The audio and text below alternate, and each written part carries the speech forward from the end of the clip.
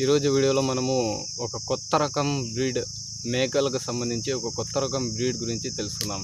So చాలామంది వచ్చేసి మన రాష్ట్రంలో కూడా వచ్చేసి కొత్తగా ఈ గోట్ ఫార్మ్స్ అంట, అలాగే పొట్టేళ్ల పెంపకం, గొర్రెల పెంపకం చేస్తూ ఉంటారు.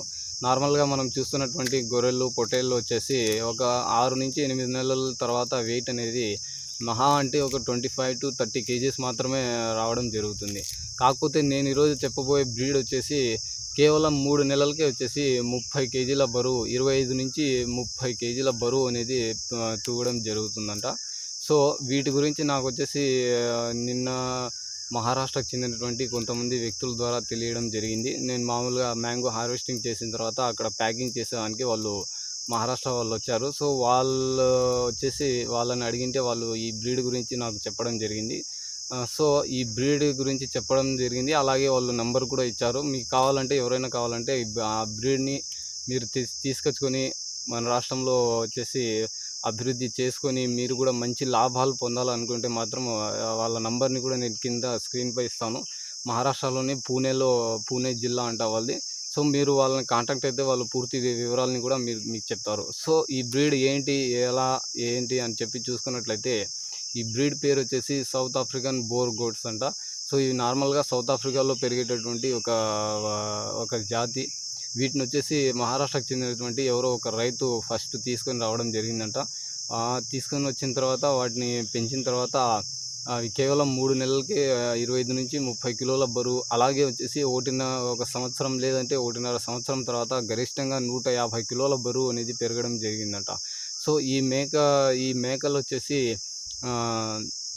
మీట్ పర్పస్ కోసము అక్కడ వాళ్ళు సౌత్ ఆఫ్రికాలో వాళ్ళు కొత్త రకం బ్రీడ్ని ఉత్పత్తి చేయడం జరిగిందంట. వీటిలో మాంసం శాతం వచ్చేసి చాలా ఎక్కువగా కూడా ఉంటుందంట. అలాగే వీటికి రోగ నిరోధక శక్తి కూడా చాలా ఎక్కువ అంట. మ్యాక్సిమం ఈ మేక జాతికి వచ్చేసి డిసీజెస్ అనేవి రావు అంట. సో నార్మల్గా మనం పెంచేటటువంటి గొర్రెల కంటే కూడా ఇవి చాలా చాలా చాలా రైతుకి చాలా లాభదాయకంగా ఉంటాయని చెప్పి వాళ్ళు అనడం జరిగింది.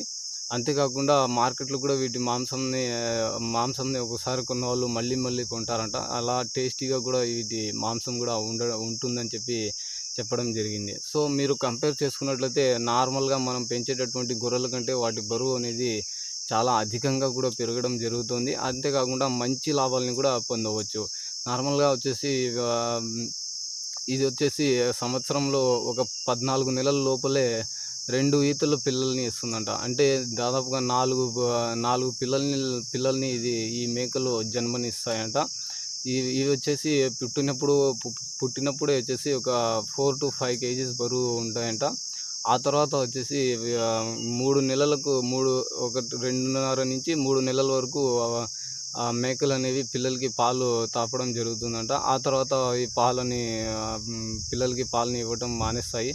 అప్పటికే అవి పాలు వదిలేటప్పటికే ఆ పిల్లలు అనేవి దాదాపుగా 25 నుంచి 30 కిలోల బరువు పెరుగుతాయంట. సో మీరు ఊహించుకుంటేనే ఈ విషయాన్ని మీకు అర్థమవుతుంది.